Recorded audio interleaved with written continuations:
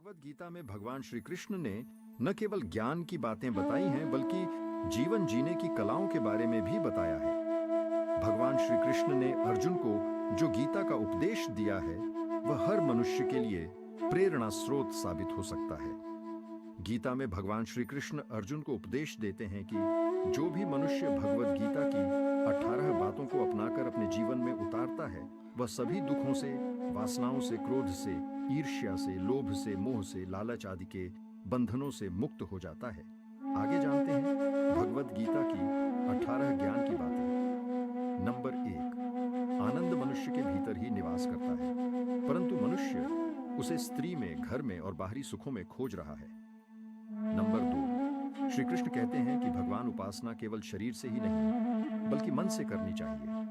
भगवान का वंदन उन्हें प्रेम बंधन में बांधता है। 3, मनुष्य की वासना ही उसके पुनर्जन्म का कारण होती है। 4, इंद्रियों के अधीन होने से मनुष्य के जीवन में विकार और परेशानियां आती है। 5, संयम यानी धैर्य, सदाचार, स्नेह और सेवा जैसे गुण सत्संग के बिना नहीं आते हैं। 6, श्री कृष्ण कहते हैं कि मनुष्य को वस्त्र बदलने की आवश्यकता नहीं है, आवश्यकता हृदय परिवर्तन की है। 7, जवानी में जिसने ज्यादा पाप किए हैं उसे बुढ़ापे में नींद नहीं आती। 8, भगवान ने जिसे संपत्ति दी है उसे गाय अवश्य रखनी चाहिए। 9, जुआ, मदिरापान, परस्त्रीगमन, अनैतिक संबंध, हिंसा, असत्य, मद, आसक्ति और निर्दयता, इन सब में कलयुग का वास है। 10, अधिकारी शिष्य को सद्गुरु, अच्छा गुरु अवश्य मिलता है।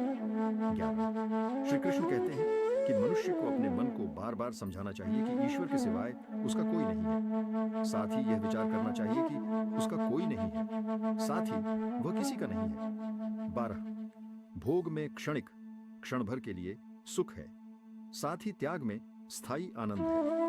13, श्री कृष्ण कहते हैं कि सत्संग ईश्वर की कृपा से मिलता है, परंतु कुसंगति में पढ़ना मनुष्य के अपने ही हाथों में है।